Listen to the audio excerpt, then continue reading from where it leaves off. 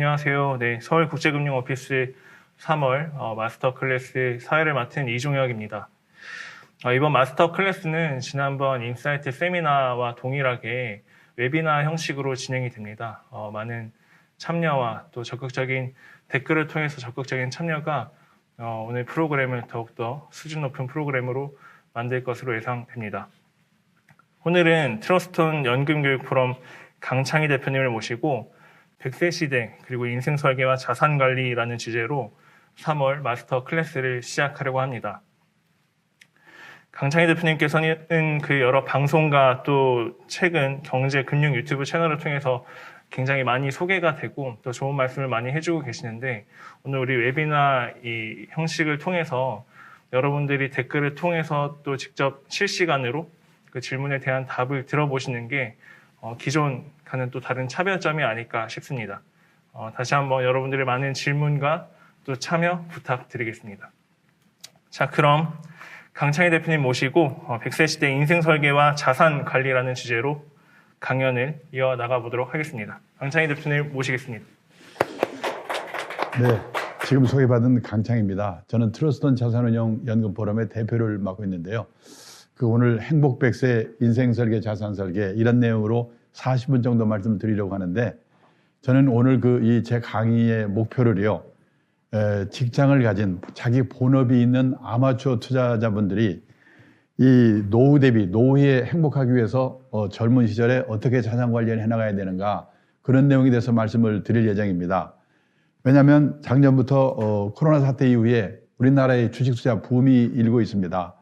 저는 지금 같은 이 저금리 시대에는 이 리스크가 따르더라도 고수익을 낼 수 있는 투자 상품을 활용하지 않고는 자산 형성이 어렵다고 보기 때문에 많은 투자자분들이 그런 주식시장의 체험을, 관심을 갖게 된 것은 참 좋은 일이라고 생각하고요. 그 다음에 또 일단 한번 성공 체험을 한 분들이 많이 계시는 걸로 알고 있습니다. 그건 참 좋은 현상인데 문제가 제가 걱정이 되는 건 뭐냐면 지금 투자하시는 분들이 보면은 주로 이제 유튜브라든지 이런 데서 관심을 갖는 게 주가는 오를까 떨어질까, 뭐 사야 될까 매일같이 그런 데 신경을 쓰면서 투자를 하고 계시는 게 좀 걱정스럽습니다. 제가 어느 자료에서 최근에 보니까 작년에 우리나라 20대 투자자분들이 주식을 사고 팔고 하는데 1년에 68회전, 그걸 회전율이라고 하는데 내가 갖고 있는 그 투자 자산에 한 번씩 돌리는 게 68회전을 시켰다고 그러더라고요. 그러면 일주일에 한 번 이상씩 사고 팔고 하는 거거든요. 그러면은 저는 나중에도 말씀드립니다만은 이 단기 시황 전망에 의해서 샀다 팔았다 해가지고 어쩌다 한 번씩 성공할 수는 있지만은 계속해서 10년, 20년 성공해 나가는 거는 저는 불가능하다고 생각합니다. 그리고 또 그렇게 하다 보면은 자기 본업에 충실할 수 없기 때문에 직업에서 성공할 수 없다는 문제가 있다고 생각합니다. 근데 현실은 그렇죠. 그리고 이 유튜브에서 주로 듣는 내용들이 뭐냐면 전업 투자자에는 아마추어 투자자와 전업 투자자가 있는데 전업 투자자분들은 밥 먹고 그것만 하는 거거든요. 그분들이 체험이라든지 성공기 같은 거를 많이 듣고 있고 또 펀드 매니저라든지 애널리스트 같은 분들은 밥 먹고 그 일만 하는 분들이거든요. 그런 거를 보면서 투자를 과연 해서 될까 그런 생각이 드는 겁니다. 왜 그러냐면 제가 엊그저께 이제 미국의 금리가 오르면서 우리나라 주식시장이 좀 약간 하락을 할 때요. 같은 시간에 제가 정말 훌륭한 애널리스트, 이 에코노미스트라고 생각하는 두 분의 얘기를 1시간 차이로 들었는데 한 분은 뭐라고 그러냐면은 지금 이 미국의 금리가 이렇게 떨어진 게 본격적으로 금리 상승 시기가 왔습니다. 지금 이제 앞으로 문제가 많으니까 좀 과다하게 갖고 있는 분은 이 시간 빨리 정리하세요. 이런 식으로 얘기를 하는 겁니다. 근데 제가 다 아는 분이고 정말 공부 열심히 하는 분인데 또 한 분은 뭐라고 하냐면은 지금 이 조정할 때야말로 찬스입니다. 이때를 이용해서 주식을 많이 사십시오. 그러면 자기 직장에서 일하는 사람들이 그 두 사람 말 중에 뭘 따라야 될 건가? 참 저는 그게 걱정이라는 겁니다.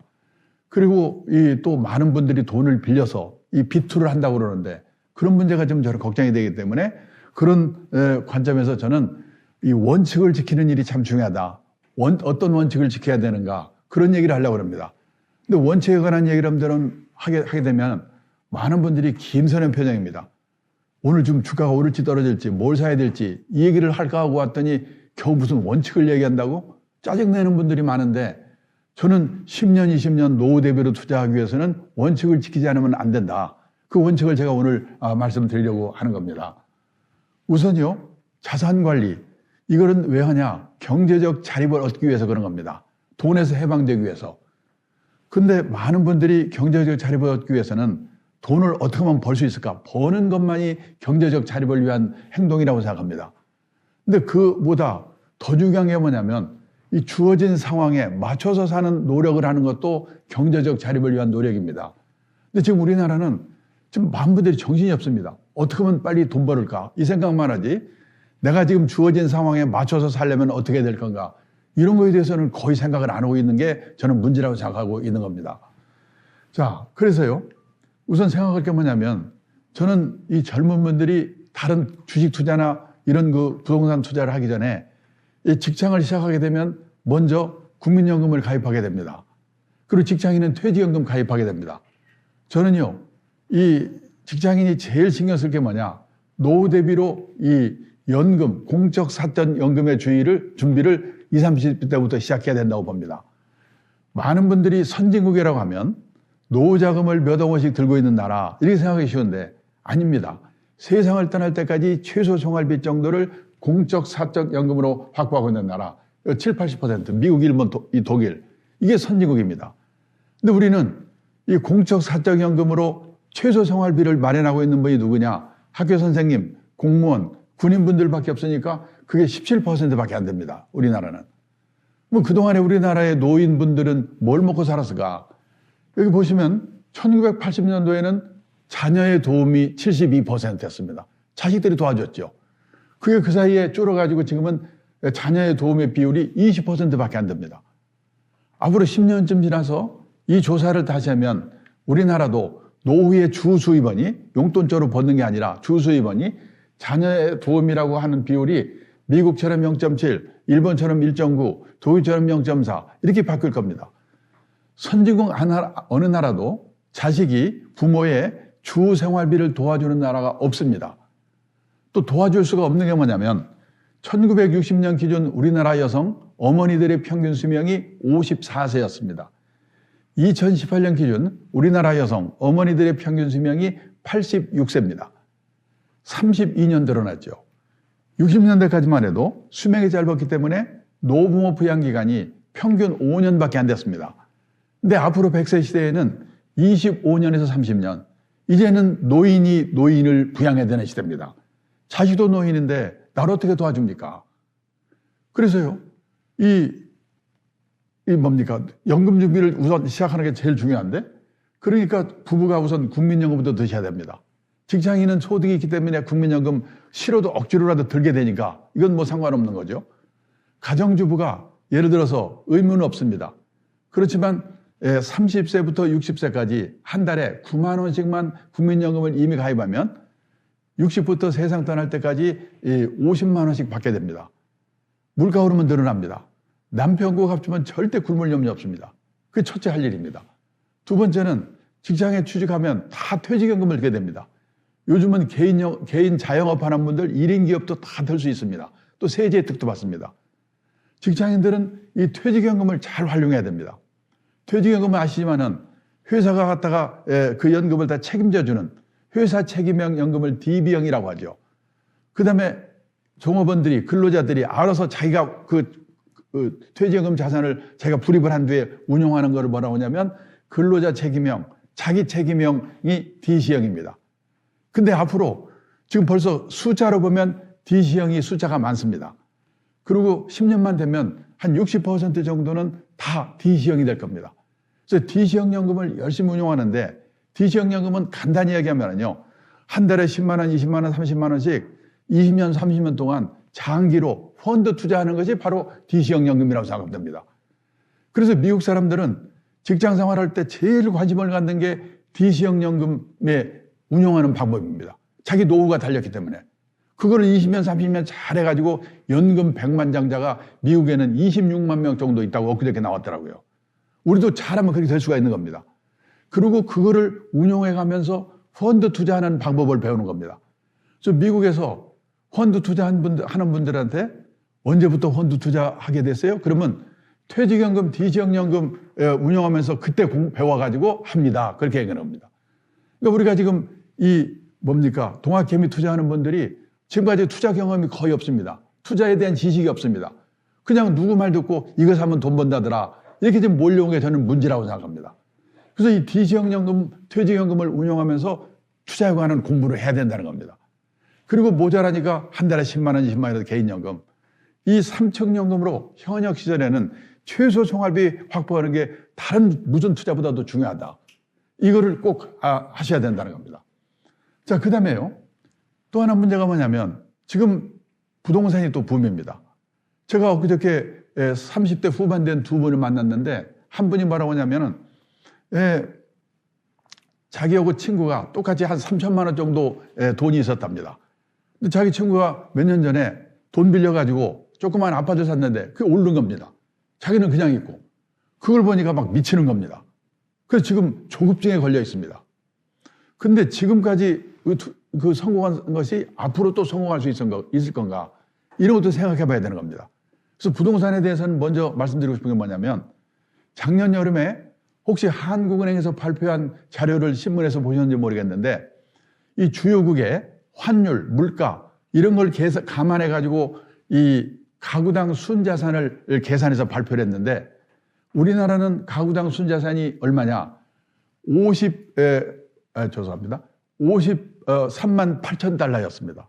우리 돈을 계산하면 약 5억 9천 정도 되더라고요. 근데 놀란 게요.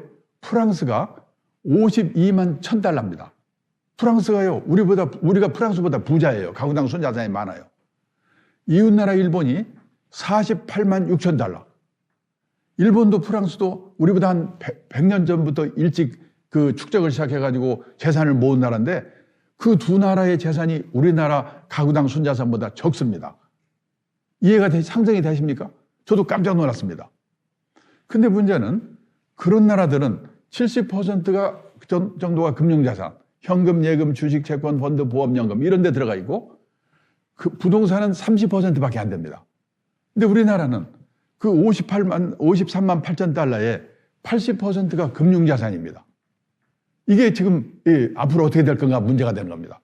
혹시 일본에서 일어난 것 같은 부동산 하락 현상이 앞으로 나타난다면 나의 노후는 얼마나 불행해지겠는가 이런 생각을 한 번쯤 해봐야 된다는 겁니다. 자, 근데요. 일본도 보니까 1990년에는 그 버블 경기의 피크였습니다. 부동산 비중이 60%였습니다. 우리나라 비슷합니다. 이전에 근데 이것이 지금은 30%로 절반으로 비율이 줄었습니다. 왜 이렇게 줄었을까? 이거를 한번 잘 생각해 보면 세 가지 이유가 있는데 우리의 앞날을 생각하는 데도 도움이 될 겁니다. 그렇게 줄어든 이유가 세 가지입니다. 첫째, 지난 30년 동안 일본의 집값, 땅값이 계속해서 떨어졌습니다. 특별한 데 몇 군데 빼고는. 그게 첫째 이유입니다. 두 번째는 뭐냐? 집 없으면 어때? 빌려 살면 되는 거지? 우리처럼 집에 한이 맺혀 있지 않습니다. 집에 대한 인식이 달라졌습니다.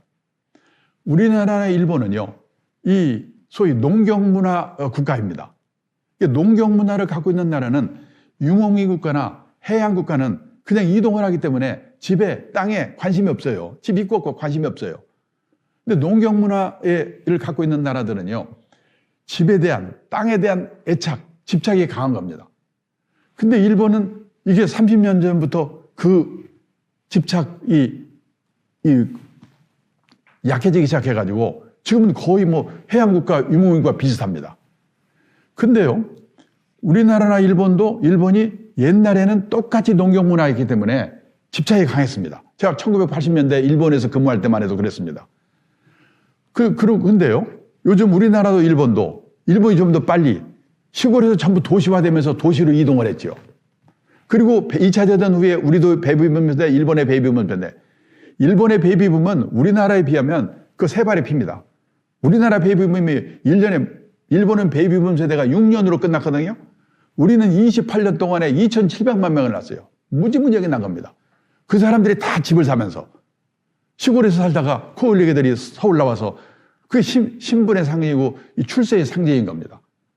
그러면서 이제 집을 산 사람들이 근데 일본은 그게 고령화가 빨리 우리보다 진행이 되고 그 농경 문화에 그것이 집착이 되면서 30%로 줄어들었다는 겁니다.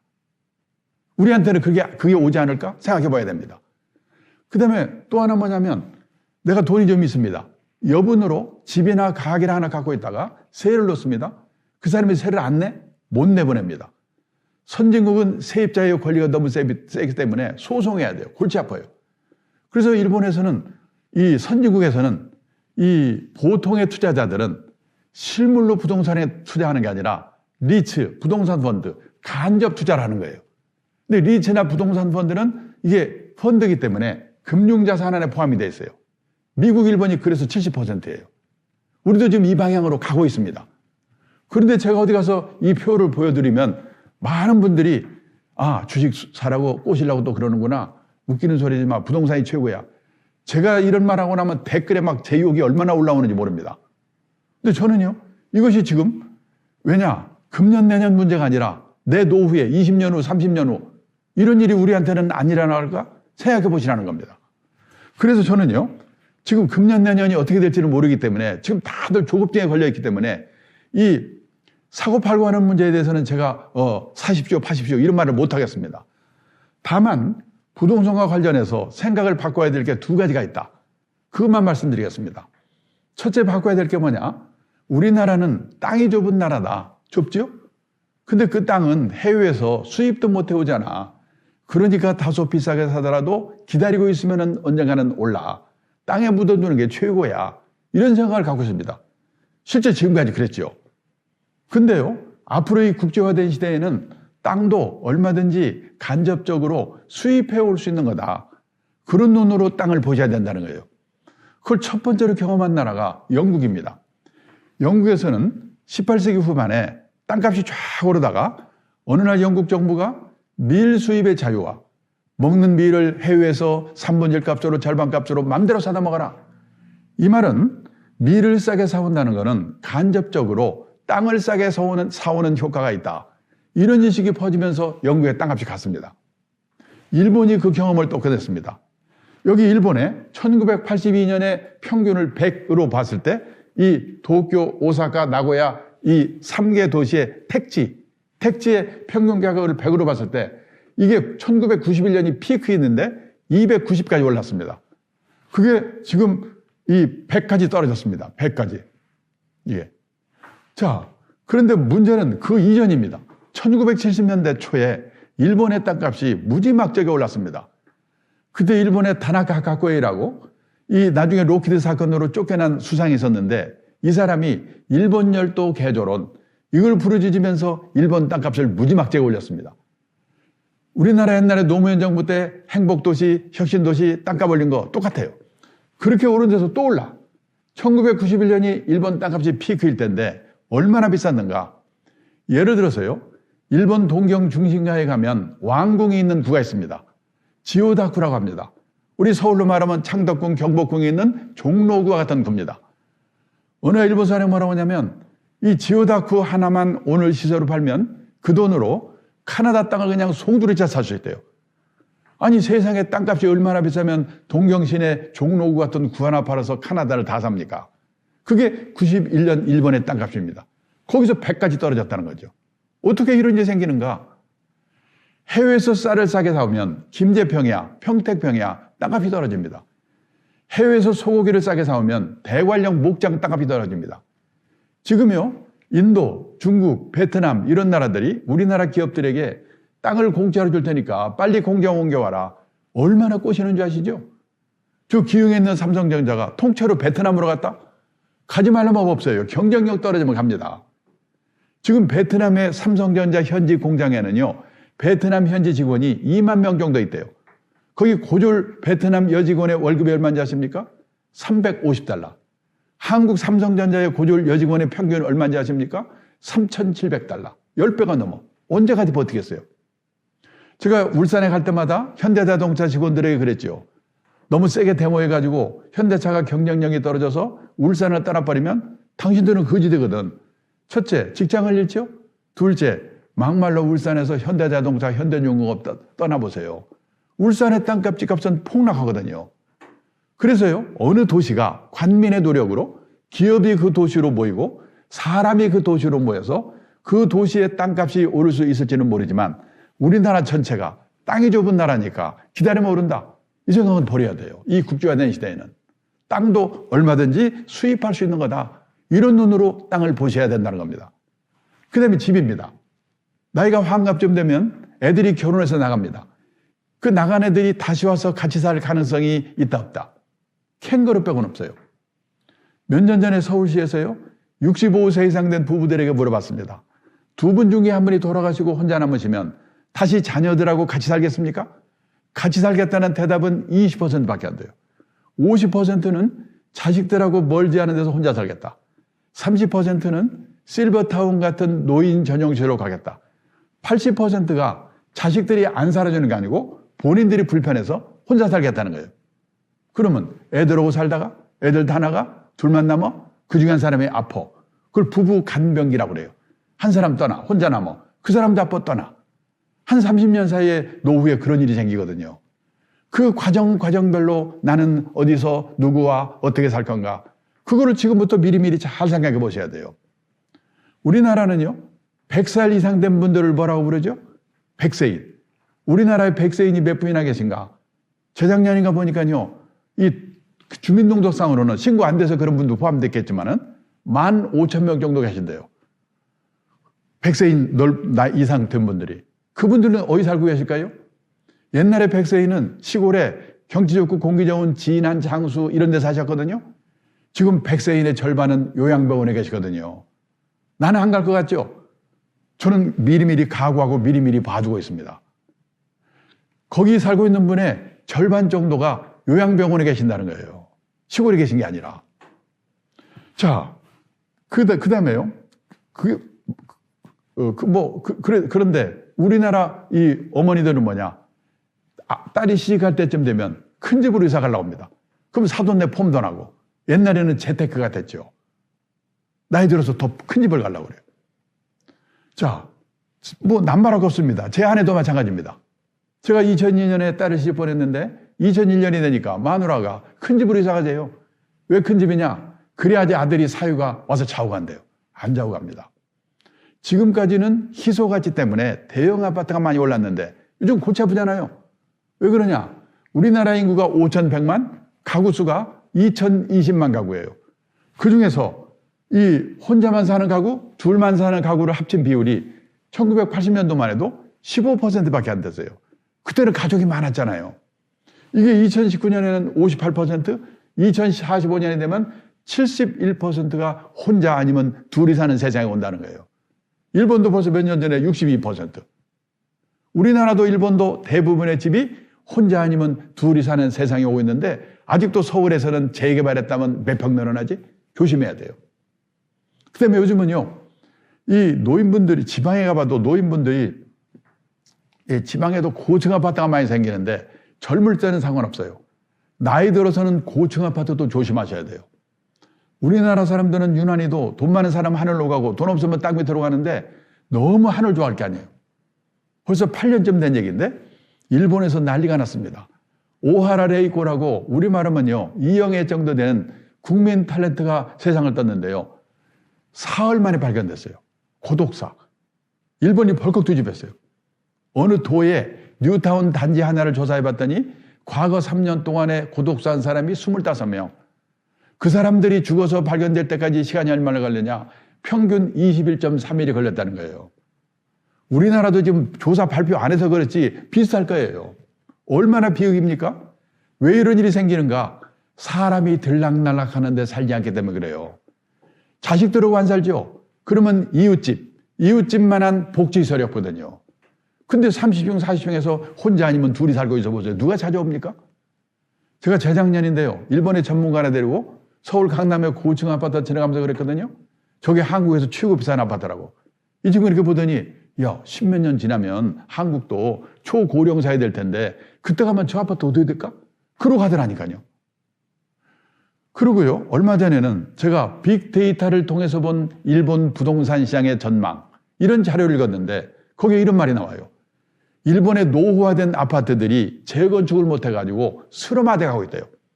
아파트를 뭐라고 부르냐면 구분 소유 주택이라고 부르는데, 구분 소유 주택을 재건축하려면요, 주민의 80%가 찬성해야 된대요. 우리도 그런 게 있잖아요. 근데 노인들이 귀찮아. 또 재건축에 성공하기 위해서는 두 가지 조건이 충족돼야 돼요. 첫째, 위치가 좋아야 돼. 둘째, 저층해야 돼. 고층으로 만들면서 비용을 빼야 되니까. 근데 위치가 별 볼 일 없거나 이미 고층이면 안 되는 거예요. 그래서 수렴화돼 가고 있어요. 그나마라도 재건축에 성공한 아파트가 있긴 있어요. 어떤 아파트가 성공했을까요? 성공한 아파트의 80%가 지진 나서 무너진대. 근데 지진 나기를 기다릴 수도 없는 거 아니에요. 근데 이게 우리가 일본을 걱정할 때가 아닙니다. 일본은 아파트의 수렴화가 문제라고는 하지만 전체 주택수의 아파트 비율이요 10%밖에 안 돼요. 지방도시는 거의 없어요. 우리나라는요, 지금 아파트 비율이 얼마인 줄 아십니까? 재작년인가 보니까 48%, 지금 50% 넘었을 거예요. 아직도 아파트로 다 가려고 그러잖아요. 지금 저는 지방도시를 가면서 벌판에 고층 아파트 있는 걸 보면 20, 30년 뒤에 우리 손주 새끼들이 저거 때려 부시려고 얼마나 고생할까. 이거 보통 문제가 아닙니다. 그래서 요즘 일본에서 유행하기 시작하는 게 뭐냐? 부부만 남았거나 사별하고 혼자 되면 어디서 사는가? 시내에서요 18평에서 20평짜리 병원 가까운 곳, 나이 들면 병원이 가까워야 돼요. 문화시설 가까운 곳, 재미가 있어야 되니까 쇼핑 가까운 곳, 이런 데 사는 게 유행하고 있어요. 대형 고층 아파트를 조심하셔야 돼요. 그 다음에요, 우리나라 사람들도 지금 생각이 많이 바뀌어가고 있는데, 얼마 전에 판교의 타운하우스에 대해서 신문에 나신 걸 보신 분이 계실 거예요. 거기 뭔 말이 나오냐면요, 타운하우스를 10년쯤 전에 지었는데 짓기 전에 그 설계를 일본 건축가 야마모토라는 사람한테 부탁을 했대요. 근데 이 사람이 이제 설계를 하기 위해서 한국에 와서 쭉 둘러보니까 원래 한국의 전통 가옥도 외부에 개방된 부분과 사생활을 지키는 부분으로 나뉘어 있었다. 그런데 그런 주택이 사라지고 모두 밀실 같은 주택이 됐다. 고령화 시대, 1인 가구 시대에 그런 밀실 같은 주택은 더는 바람직하지 않다. 야마모토의 얘기입니다. 그래서 이 사람이 모든 주택 현관 사방을 통유리로 설계를 했다는 거예요. 근데 밀실에 익숙한 사람들이 안 들어오는 거예요. 분양 미달이 됐어요. 근데 들어간 사람들이 10년을 살아보니까 이 고령화 시대, 1인 가구 시대에 살아보니까 이웃과 함께하는 삶이 너무나 행복하다는 거죠. 그래서 10년 후에 그 사람을 불러서 파티를 했다고 신문에 났어요. 사람들의 생각이 우리는 아파트 아니면 안 될 것 같지만 이렇게 좀 바뀌기 시작하는 거예요, 이게. 우리는 또 바뀌면 뭐든지 확 끊어거든, 그냥. 이런 일은 앞으로 안 일어날 건가 생각해 보셔야 돼요. 그 다음에요, 지난 95년부터 19년 사이에 24년 사이에요, 우리나라 전국의 가구 수는 921만 가구가 늘었어요. 주택은 1174만 가구를 지었어요. 전국적으로는 공급과잉이야.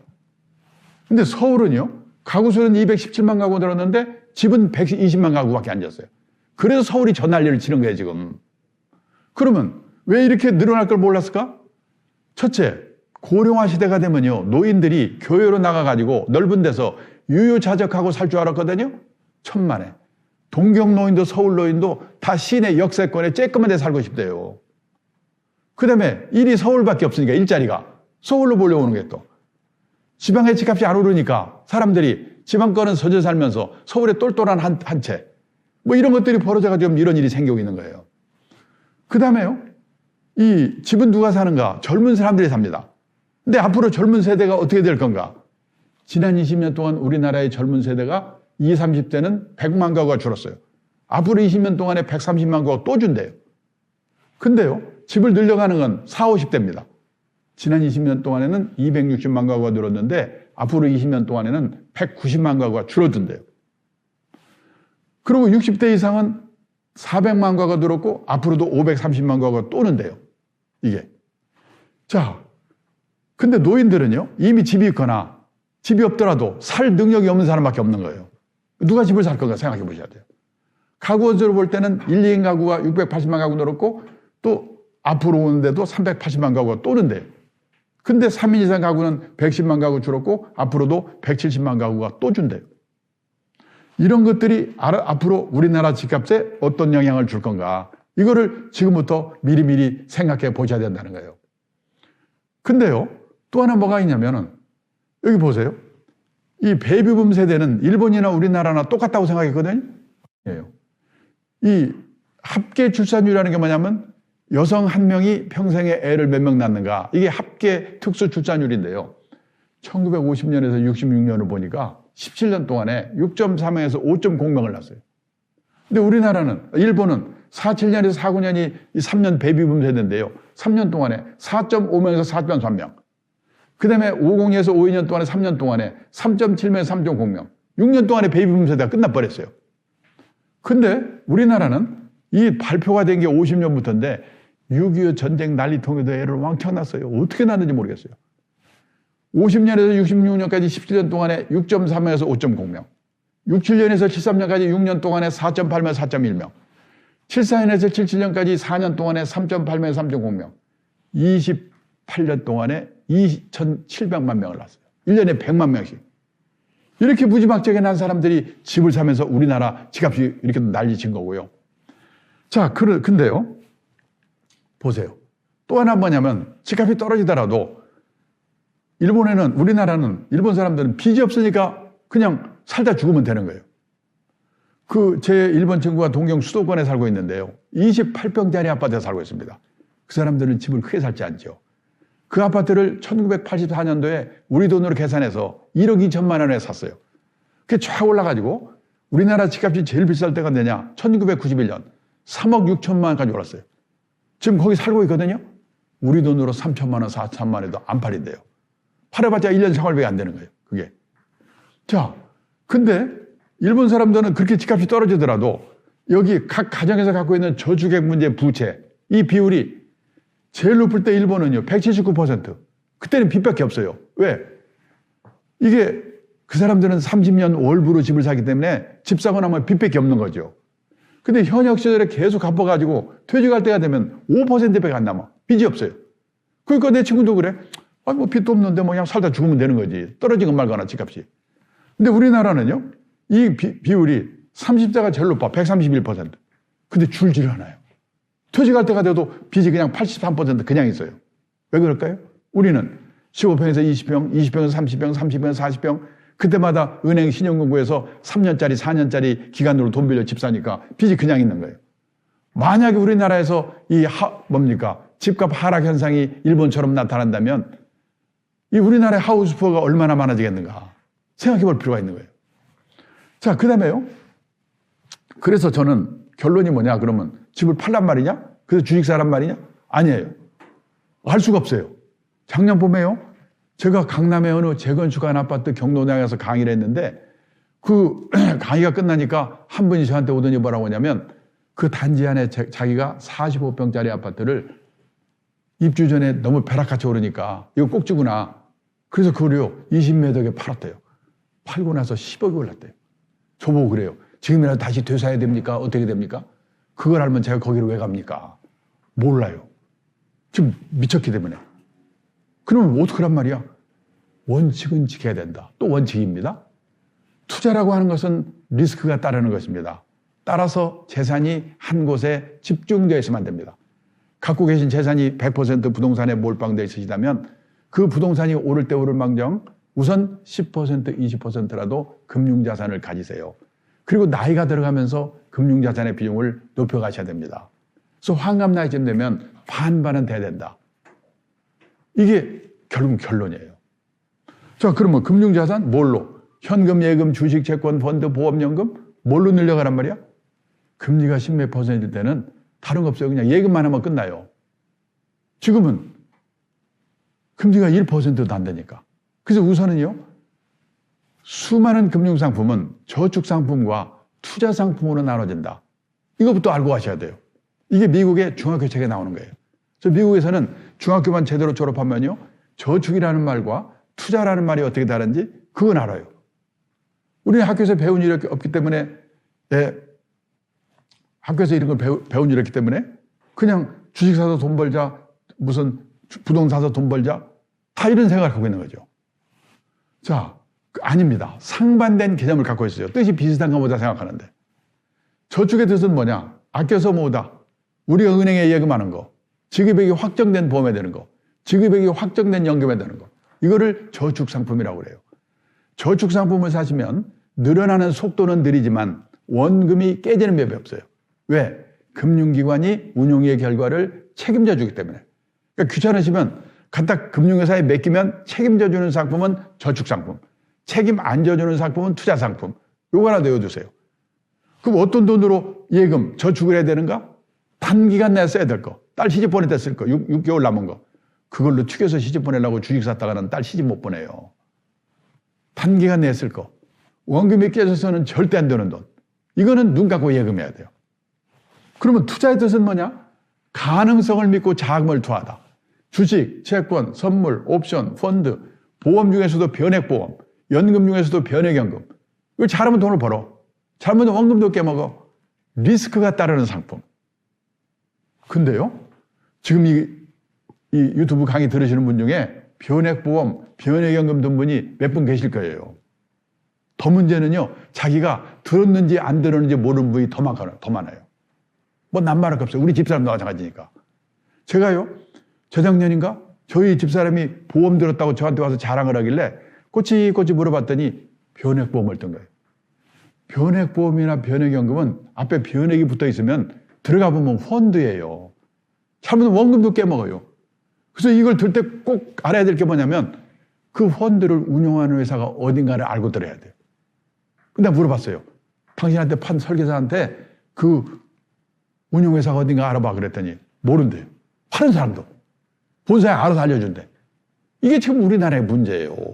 어려운 건 많이 하려고 그러는데 진짜 알아야 될 거 모르는 거예요. 운영회사가 잘 실력 있는 운영회사 거를 사야 되는데. 변액보험, 투자 상품입니다. 그 다음에 그럼 어떤 돈으로 투자를 해야 되느냐? 단기간 내에 써야 될 돈은 따로 마련되어 있고 장기간 시장에 자금을 묻어둘 각오가 되어 있고 비상사태가 오더라도 놀라지 않고 참고 기다리겠다는 각오가 되어 있는 돈. 1년에 68바퀴를 돌려가지고 이게 되겠습니까? 이 골치 아픈 걸 내가 왜 해야 돼? 금리가요 10몇 %일 때는 이런 거 안 하고 살아도 돼요. 1%도 안 되니까. 그래서 투자에 관한 공부를 좀 하시고 투자를 하셔야 되는데 투자에 관한 공부를 하면 다 뭐냐? 주가 예측, 부동산 예측, 예측에 관한 공부라고 생각해요. 근데 보통 사람이 단기 예측은 불가능하다. 근데 다들 예측하려고 그러거든요. 요즘 동학계 뭡니까? 그 무슨 이 존리라고 유명한 분 있죠? 그분이 얼마 전에 저보고 그래요. 누가 와서 자기한테 주가 앞으로 어떻게 되냐고 물어보면 미치겠대요. 모르니까. 그 도사도 모르는 거 우리가 어떻게 알아요? 그럼 공부하라며. 무슨 공부? 자산관리의 기본 원칙. 제가 오늘 그걸 얘기하고 있는 겁니다. 원칙. 그리고 전문가를 활용하는 법. 근데 전문가들 한 얘기를 활용하는 게 아니라 그 사람 말 듣고 어떻게 할까 판단해야 되는 게 문제란 말이죠. 자, 그래서요. 이 리스크에 대해서 또 하나 이해를 제대로 하셔야 되는데 왜냐하면 우리나라는 리스크라고 하는 말을 위험이라고 번역해요. 이게 문제예요. 십몇 년 전만 해도 그러면 안 되는데 십몇 년 전만 해도요. 우리나라 사모님들이 세계에서 깡이 제일 좋았거든요. 그때는 이 아줌마들이 이렇게 무모해서 어떻게 겁이 났어요. 근데 지난 십몇 년 사이에 우리나라 어머니들이 주식 사서 깨먹어, 펀드 사서 깨먹어, 아들 취직했는데 잘려, 딸 시집 갔는데 고약한 놈 만나. 그래서요. 입에 위험을 달고 다녀. 위험한 놈 만나지 마라. 딸한테 하는 얘기입니다. 위험한 회사 들어가지 마라. 공무원들하고 난리잖아요 지금. 위험한 상품 사지 마라. 자기도 모르는 사이에 자기 애들을 쪼다 만들고 있어요. 큰일 났어요. 저는 리스크를 위험이라고 번역하면 안 된다고 봐요. 왜? 위험의 정확한 영어 중학교 때 배웠죠? 데인저. 홍수 나서 죽을 위험, 폭탄 터져 죽을 위험. 이게 위험이에요. 그러면 리스크의 정확한 번역은 뭐냐? 불확실성. 잘 될 수도 있고 잘못될 수 있는 거. 이게 리스크예요. 근데요, 얼마 전까지만 해도 소위 말하는 안전빵이라는 게 있었거든요. 몇 가지 직업만 선택하면 평생 보장이 돼 있죠? 그 다음에 은행에 가다 예금만 해도 금리를 10몇 % 주면서 책임져 줬죠? 안전빵이 있었어요. 근데 앞으로는 결혼을 하는데도 직업을 선택하는데도 자산을 운용하는데도 이 불확실성, 리스크를 테이킹, 앉지 않고는 풍요로운 인생을 살 수가 없게 됐다는 게 문제예요. 교사는 안전한 직업 같죠? 학생이 없으면 교사는 어떻게 합니까? 안전합니까? 공무원은 안전할 것 같죠? 제가 일본에서 보니까 국민들이 화가 나면요, 행정개혁 압력이 들어와요. 그 민간기업에서 독사같이 이 구조조정하던 사람 불러가지고 행정개혁위원장을 시켜요. 그 사람이 막 잘라요. 공무원은 안전한 거 아니에요. 안전한 직업이 없어요, 이제. 그런 생각을 하고, 옛날에는 대기업 다니는 신랑만 만나면 평생 괜찮죠? 대기업 들어가도 40대 초반이면 나와요. 중반이면. 막 옮겨 다니니까 그 안전한 직업이 아니니까 요즘 이혼이 늘어나고 막 그러는 거거든요. 그래서 이제는 불확실성의 세상이에요. 그걸 테이킹해야 돼요. 그래서 제가 놀란 게 뭐냐면 라틴어의 어원이 어디서 나왔냐? 용기를 갖고 도전하다. 용기를 갖고 도전하다는 데서 리스크가 나왔다는 거예요. 저는 이 시점에서 지금 우리나라에 제일 시급한 게 뭐냐? 우리도 우리 애들도 용기를 갖고 리스크에 도전하되 관리할 수 있는 지혜를 배워야 우리한테 희망이 있다. 근데 어머니들은 가지마 근처도 가지마. 애들은 지금 병신 바보 만들고 있잖아요. 이게 지금 문제예요. 그러면 공부할 때까지는 어떻게 하란 말이냐? 아까 시세 예측하면 안 된다고 불가능하다는 얘기를 했는데 제가 순서를 잘못해서 죄송합니다. 네. 우선요, 리스크를 관리를 잘해야 되는데 리스크에는 크게 두 가지가 있어요. 첫째가 뭐냐면 시장 리스크. 아무리 좋은 종목을 갖고 있어도 시장 전체가 작년 코로나 사태 때 폭락하죠. 9.12 테러로 폭락하죠. 방법이 없어. 같이 떨어져. 그게 시장 리스크, 마켓 리스크예요. 그 다음에 개별 종목 리스크. 아무리 시장이 같이 올라더라도 불량 주식 갖고 있으면 안 올라요. 그게 개별 종목 리스크예요. 그러면 시장 리스크는 어떻게 이거를 대응해야 되는가, 관리해야 되는가, 언제 코로나 사태가 올지, 그게 언제 지나갈지 모르죠. 몰라요. 그래서 그때가 지나갈 때까지를 기다릴 수밖에 없는 거예요. 그래서 장기 투자를 하는 거예요. 그냥 무슨 우스갯소리로 장기 투자하다는 게 아니에요. 근데 1년에 일주일에 한 번씩 68회전을 시키는데 어떻게 이게 가능하겠냐, 그죠? 돈 빌려서 하면은. 딸 시집갈 돈, 여유자금 아닌 돈으로 하면은 안 되는 거예요. 그래서 돈 빌리지 말고 여유자금으로 하라는 말이 그 말이에요. 그럼 여유자금 없는 사람은 어떡하냐? 적립식으로 하면 되는 거예요. 그거 아낄 생각부터 해야 돼요. 그래서 아까만 경제적 자립을 자꾸 얘기하는 거예요. 개별 종목 리스크는 어떻게 이 대응을 하는가? 열심히 기업 방문해서 종목을 잘 골라야 돼요. 그래도 신이 아닌 이상 100% 우량 종목을 고르라는 보장이었기 때문에 어떡하냐? 이 분산을 하는 수밖에 없어요. 예를 들어서 석유주와 항공주를 같이 갖고 있으면요. 석유값이 오르면 항공주는 떨어져요. 석유주는 올라요. 그런 식으로 분산을 하는 거예요. 그 분산에는요. 그렇게 종목을 분산하는 게 있고 그 다음에 리스크 크기별 뭐냐? 주식이나 주식형 펀드처럼 공격적인 이 상품과 채권형이나 CMA 예금처럼 안정적인 상품으로 비율을 짜서 이렇게 투자를 해야 돼요. 분산 투자. 그리고 이번 달에도 30만 원, 다음 달에도 30만 원, 시간 분산 투자.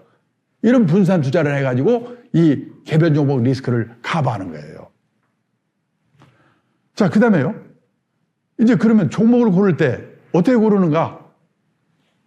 내가 이번 달에 월급 타서 쓰고 50만 원이 남았다. 50만 원으로 노후 대비 금융상품을 골라야 되겠다. 제일 먼저 할 것. 그 사려고 하는 금융상품이 갖다 맡기면 책임져주는 저축상품인가? 예금처럼.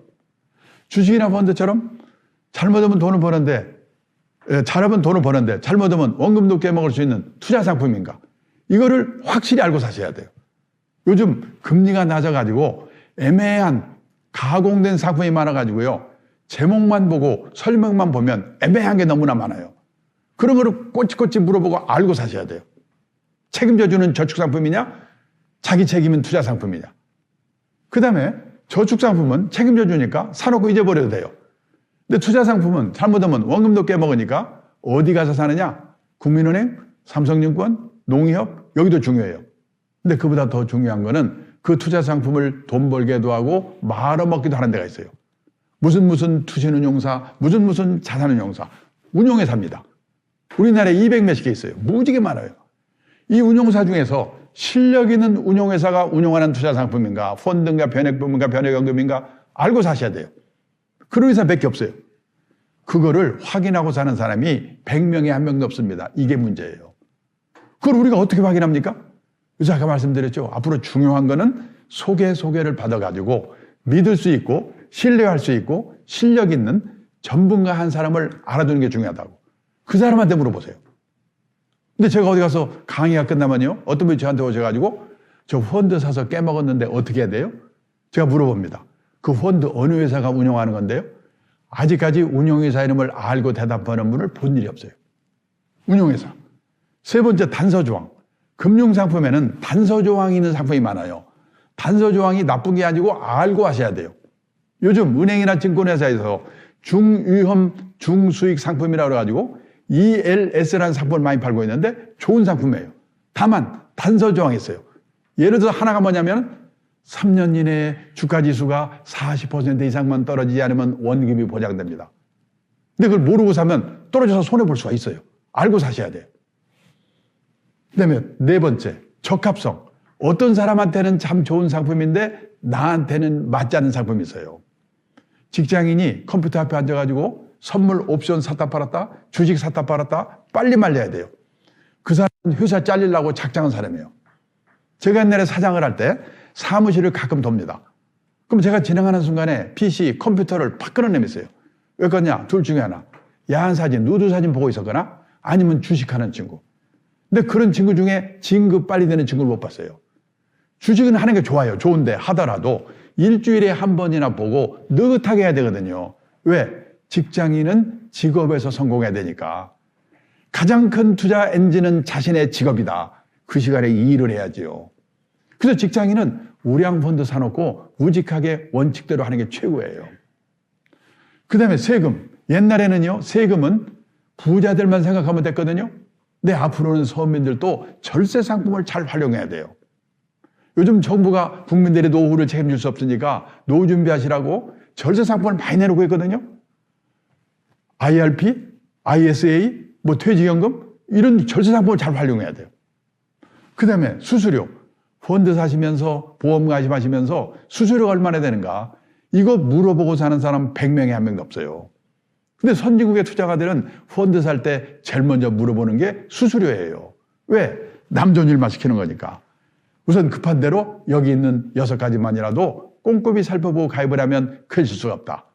오늘 이 원칙에 관한 이야기로 끝내서 죄송합니다만은 이 사항을 좀 한번 곰씹어 보시고 이 자산관리에 성공해서 행복 100세를 맞으시기를 부탁드리면서 제 강의를 끝내겠습니다. 감사합니다. 네, 대표님 말씀 잘 들었습니다. 일단 지금 현장에는 최소 인원이 지금 현장에 와 있어서 이 강의를 같이 들었는데요. 이전에 저희가 사전에 질문지를 통해서 좀 사전 질문을 받은 게 있습니다. 그중에 몇 가지를 한번 여쭤보겠습니다. 그 자산 관리에 있어서 꼭 이것만큼은 실생활에서 실천해야 한다. 이런 게 있을까요, 대표님? 저는 아까 말씀드렸습니다만은 이 분산. 그러니까 지금 우리나라는 부동산에 편중된, 저는 부동산이 오르고 떨어지고 문제가 아니라 예를 들어서 부동산이 80%밖에 없고 어떤 사람은 빚내서 집 샀기 때문에 부동산이 전부고 마이너스 금융자산 가진 사람이 많거든요. 그러면 나이 들면 이번 달에는 화장실 때려부시고 다음 달에는 건너방 팔아서 쓰고 그렇게 있습니까? 다들 뭐냐면 지금 우리나라처럼 부동산이 거래가 잘 되는 나라가 없어요. 팔아서 쓸 거라고 생각하는데 한번 10년 후, 20년 후로 꼭 생각해 봐야 된다.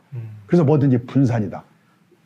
예전에 그 대표님이 사실 이제 개인적으로 이야기를 나눌 때는 진짜로 자산 관리에 있어서는 우리가 돈을 모으는 것도 중요하지만 돈을 아껴 쓰는 것, 안 쓰는 것도 되게 중요하다라는 말씀을 주셨거든요. 예. 그래서 저는요, 그것도 또 여러 가지가 있는데 제가 남자는데 저는 뭐냐면 아까 맞춰서 하는 능력이 있죠? 네. 이 외국 사람들, 우리나라 사람들한테 뭐라고 하냐면 이 한국 사람들은 너무나 돈 버는, 예를 들어서 외국의 언론 기자가 뭐라고 하냐면 한국 사람들은 돈을 버는 방법에 대해서는 쌍부르크 열심인데 나이가 60이 돼서 번 돈이 모자란다. 그러면 그 사람은 부자 될 확률이 별로 없거든요. 그러면 맞춰 사는 노력을 해야 되고 운 좋게 부자가 됐다. 그러면 아름답게 사는 방법. 그걸 그 사람은 출구 관리라고 표현했어요. 한국 사람들은 돈을 버는 방법, 입구 관리에 대해서는 무지하게 열심인데 출구 관리에 대해서는 집에서 가르치냐, 학교에서 가르치냐, 사회에서 가르치냐. 공부가 너무나 안 돼 있다. 이러고 가더라고요. 한번 생각해 볼 필요가 있습니다. 네. 알겠습니다. 오늘 그 주제는 100세 시대 인생 설계와 자산 관리라는 주제였습니다. 근데 대표님께서 생각하시는 인생 설계, 목표, 그리고 또 자산 관리의 또 목표와 목적이 궁금합니다. 저는 그 자산 관리는 제가 뭐 집은 한 채 있기 때문에 앞으로 그래도 근데 집값이 비싸니까 저는 뭐 비율이 반반이 안 돼요. 나이가 60대면 반반 돼야 되는데 그래서 저는 천하없이 부동산이 난리를 쳐도 관심이 없습니다. 그리고 제 목표는 뭐냐면 가장 확실한 노후 대비는 평생 현역이다. 왜 이런 말씀 드리냐면 노후의 3대 불안이 첫째가 돈이죠. 둘째가 건강이죠. 셋째가 외로움입니다. 그 3대 불안을 해소하는 최선의 방법이 뭐냐면 저는 일이라고 생각해요. 돈이 되든 일이든 사회 공헌 활동이든 취미 활동이든 이제 젊은 분들은 당장 눈앞에 돈 이거 갈 데가 많으니까 그런 생각을 못 하는데 제 나이쯤 돼보면 먹고 살 만큼 되어 있는 사람들이 다 고민이 뭐냐면 갈 데가 없는 걸 제일 어려워합니다. 힘들어합니다. 저는 그래서 가장 확실한 노후 대비는 평생 현역이라는 생각으로 제 몸이 움직일 수 있는 한 뭔가 해보려고 목표를 세우고 있습니다. 네, 평생 현역이라는 그 말씀 주셨는데요. 그걸 가장 잘 실천하고 계시지 않을까라는 생각을 합니다. 혹시 그 현장에서 또 다른 질문 있으신 분들은 손들어 표해 주시면 저희가 그 전달을 해드리도록 하겠습니다. 혹시 질문 있으신가요? 하도 공자 말씀만 해가지고. 네. 그 이런 내용도 있었습니다, 대표님. 이거 지금 이 강의를 젊은 분들도 지금 많이 이제 질문을 또 하시고 또 듣고 계시는데 네. 그 중에서 이런 말씀을 하시더라고요. 그 적금만으로는 이제 자산을 또 불리기 힘든 상황이다, 솔직히. 네. 근데 이제 그래서 주변의 친구들이나 지인들이 주식을 많이 하는데 이거 지금 우리가 진짜 주식을 해야 할까요? 그 젊은 사람들이 정말 주식을 해야 할까? 그러니까 주식 투자를 하는데 아까 말씀드린 것처럼 원칙을 지켜가면서 투자를 하게 되면은 꼭 해야 되고 성공할 수가 있는데 다들 지금 뭐냐면 단기 시황 전망을 들어가지고 아까 말한 것처럼 20대의 경우는 1년에 68회 전 샀다 팔았다 해가지고 돈을 벌려고 그러는데 제가 지금까지 48년째 이 업계에서 종사하는데 일찍부터 재테크에 빠져가지고 샀다 팔았다 해서 언제 한 번은 성공하지만 한 3, 4년 성공하다가 3, 4년 지나면 소식이 없어요. 실패해가지고. 장기적으로 성공하기 어렵고 그러다 보면 회사에서 이 진급이 잘 안 되고 그래가지고 직업에 소홀해서 직업도 성공을 못하고 그래서 아주 어려운 환경에 빠진 사람을 제가 너무나 많이 봤기 때문에 이 원칙을 지키지 않는 투자에 대해서는 좀 제가 조심하라고 말씀드리고 싶습니다. 네. 또 추가적인 질문 있으신가요? 그 실시간 있으신가요? 네. 말씀 주세요. 금융에 관심이 많은 청년들 중에 대학 졸업 후에 회사 입사해서 일을 배운 다음에 최종적으로는 이렇게 창업할 청년들도 요즘 많더라고요. 그런 예비 창업자인 경우에는 어떻게 좀 자산 배분이나 관리를 하면 좋을지. 그러니까 저는 예비 창업자도 마찬가지로 본업을 가진 분들이잖아요. 그러니까 우선 자기 자신이 퇴직연금에 들고 국민연금에 들고 그 퇴직연금 그걸 하면서 투자하는 공부를 하고 여유자금 생기면은 지금 아까 그 분산시키고 장기 투자하는 생각으로 돈을 모아가는 그 일을 하셔야 되죠. 근데 그게 그 원칙을 배우는 거는 그렇게 어렵지가 않습니다. 우리 고수도 빨리 배우잖아요. 마찬가지로 원칙을 몇 가지를 어디 가서 제대로 교육을 받아가지고 그 원칙하에 그걸 지키는 게 문제지. 우리가 건강의 수칙에 대해서 수칙을 모르는 분 없잖아요. 지키는 게 어렵지. 예, 투자의 원칙도 아까 저기 시장 리스크, 개별 종목 리스크 말씀을 드렸는데 그걸 조금 더 발전시키면 그 리스크를 관리하는 방법에 더 공부를 할 수가 있는데 저는 뭐 네트로 한 일주일만 좀 신경 써서 공부하게 되면 원칙은 다 하게 된다고 생각해요. 그거를 이제 소위 말해서 실천하는 게 문제죠. 그 실천을 하시면 됩니다. 그러면 일도 성공하고 자산관리도 성공할 수가 있다고 저는 봐요. 그리고 또 아까 대표님께서 그 말씀해 주셨는데 그 실시간 댓글에 이런 질문이 있습니다. 그 금융 상품을 이제 고를 때 자산 운용사의 그런 능력이나 이런 것들을 봐야 한다라고 했는데 어떤 부분을 저희가 좀 주로 우선 이 자산 운용 회사는요 중요한 게 뭐냐면 평판을 알아봐야 돼요. 평판. 그리고요 그 회사가 운용한 그 상품에 한 5년 이상의 성적표를 확인해 봐야 돼요. 그거는 그래가지고 1등이 좋은 게 아니에요. 중상 정도의 운용 성적을 꾸준히 내는 회사. 그런 펀드를 고르는 노력. 그리고 수수료가 너무 비싸지 않은 회사.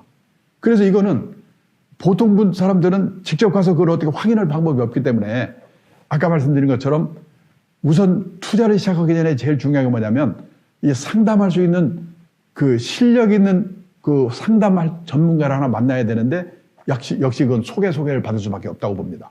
그렇게 해서 하시는 게 좋고요. 예를 들어서요.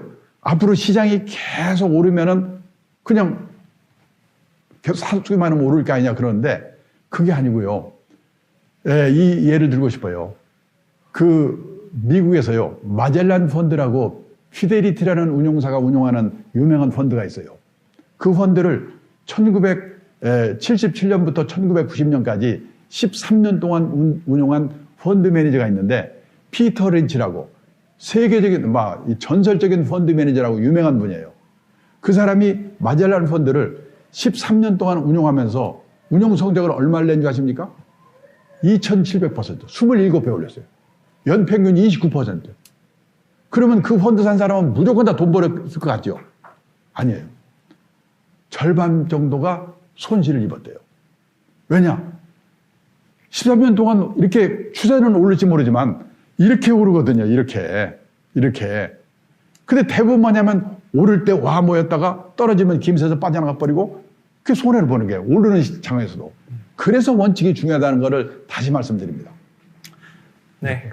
알겠습니다. 또 이제 사실 저희가 준비했던 시간보다 또 길어졌는데 그만큼 저희가 좀 뜨겁게 이 프로그램에 좀 같이 참여했던 게 아닐까 싶습니다. 마지막으로 그 대표님 또 우리 이 강의를 또 시청해주신 또 시청자분들께 또 말씀해주시고 또 마무리해주시면 감사드리겠습니다.